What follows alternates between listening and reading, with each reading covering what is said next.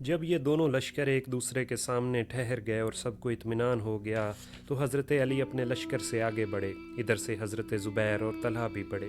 دونوں لشکروں کے درمیان ان تینوں کے ملاقات ہوئی اور اختلافی معاملات پر بات چیت کے بعد تینوں اس نتیجے پر پہنچے کہ صلح سے بہتر کوئی شے نہیں، اس لیے آپس میں ہرگز نہ لڑنا چاہیے ورنہ اختلافات بڑھتے چلے جائیں گے۔ غرض اس فیصلے کے بعد حضرت علی اپنے لشکر واپس آ گئے اور طلحہ اور زبیر اپنے لشکر میں واپس چلے گئے۔ سری نے شعیب اور سیف کے حوالے سے محمد اور طلحہ کا یہ بیان ذکر کیا ہے کہ حضرت علی نے شام کے وقت حضرت عبداللہ بن عباس کو حضرت زبیر اور طلحہ کے پاس روانہ کیا۔ ادھر طلحہ اور زبیر نے محمد بن طلحہ کو گفتگو کے لیے حضرت علی کے پاس روانہ کیا۔ ان دونوں قاصدوں نے دونوں لشکر میں پہنچ کر صلح کی گفتگو کی اور تمام شرائط صلح آپس میں طے پا گئیں۔ یہ واقعہ جمادی الاخر میں پیش آیا۔ جب شام ہوئی تو حضرت طلحہ اور زبیر نے اپنے لشکر کے سرداروں کے پاس کہلا بھیجا کہ ہمارا مقصد قاتلین عثمان سے قصاص لینا تھا، تو وہ معاملات آپس میں طے پا گئے ہیں اور باہم صلح ہو گئی ہے۔ یہی حکم حضرت علی نے اپنے سرداران لشکر کے پاس کہلا بھیجا۔ لوگوں نے اعلان صلح کی وجہ سے نہایت بے فکری کے ساتھ رات گزاری، حتیٰ کہ جب سے یہ واقعات رونما ہوئے تھے اور ان اختلافات کی بنیاد پڑی سی، اس وقت سے لے کر آج تک اس سے زیادہ اطمینان کی رات نہ گزری تھی۔ وہ لوگ جنہوں نے حضرت عثمان کو شہید کیا اور ان کے قتل میں شریک کار تھے پوری رات جاگتے رہے۔ اب سب میں مسلسل مشورہ جاری تھا، حتیٰ کہ ان سب نے یہ فیصلہ کیا کہ خاموشی کے ساتھ جنگ چھیڑ دینی چاہیے۔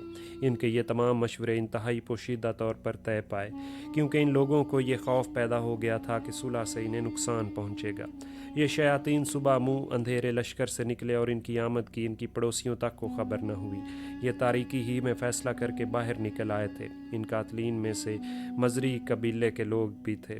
یہ ایک قبیلہ مزر کی جانب گئے اور ربیہ قبیلے کے آدمی قبیلہ ربیہ کی طرف اور یمنی اہل یمن کی طرف بڑھے اور ان پر حملہ کر دیا۔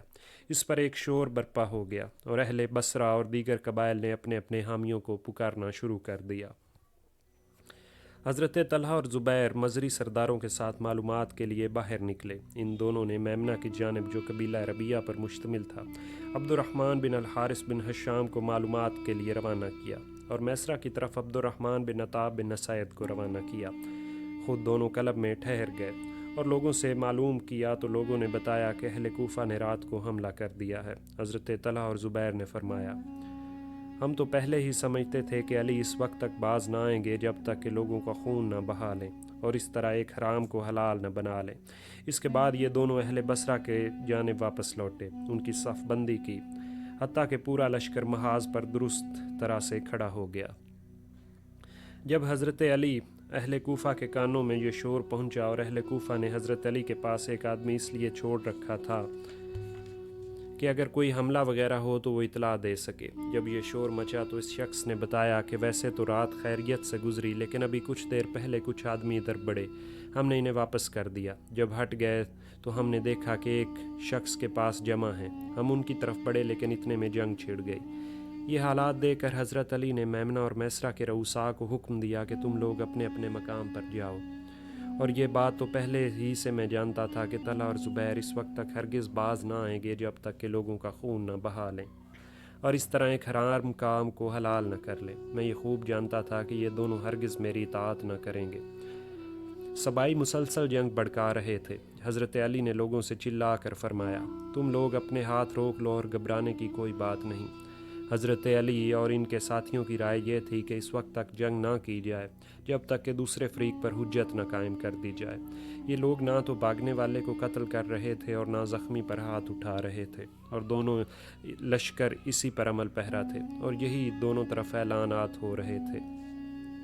سری نے شعیب اور سیف کے حوالے سے محمد و طلحہ اور ابو عمر کا یہ بیان نقل کیا ہے کہ کعب بن ثور حضرت عائشہ کے پاس پہنچے اور ان سے گزارش کی کہ اب آپ میدان میں چلیے، کیونکہ اب لوگ جنگ کے علاوہ کسی چیز پر تیار نہیں، شاید اللہ تعالیٰ آپ کے ذریعے صلح کرا دے۔ حضرت عائشہ ہودج میں سوار ہوئیں۔ اس ہودج پر زرہیں چڑھا دی گئی تھیں۔ وہ اپنے عسکر نامی اونٹ پر سوار تھی جو یعلا بن امیہ نے 200 دینار میں خریدا تھا۔ جب وہ لشکر کے مکانات سے بڑھ کر آگے نکلیں تو شور کی آواز سنائی دینے لگی۔ وہ ٹھہر گئیں۔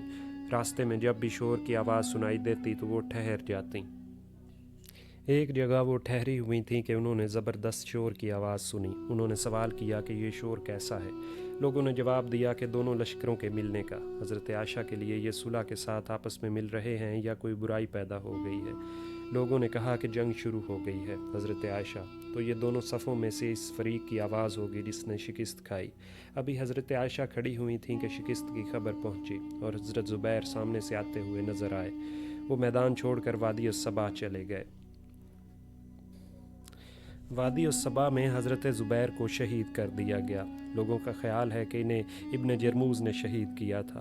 حضرت زبیر کو شہید کرنے کے بعد ابن جرموز حضرت علی کے دروازے پر پہنچا اور پہرے دار سے کہا کہ اندر جا کر زبیر کے قاتل کے لیے اجازت طلب کرو۔ حضرت علی نے جواب دیا کہ ہاں، اجازت دو اور اسے جہنم کی بشارت سنا دو۔ حضرت طلحہ دوسری جانب جنگ میں مشغول تھے کہ ایک بے نشان تیر آ کر ان کے گھٹنے میں لگا، لیکن وہ لڑائی میں برابر مشغول رہے۔ جب ان کا موزہ خون سے بھر گیا اور ان کے لیے کھڑا ہونا دشوار ہو گیا تو انہوں نے اپنے غلام سے فرمایا، مجھے اپنے پیچھے بٹھا کر کسی ایسی جگہ لے چلو جہاں میں دم لے سکوں۔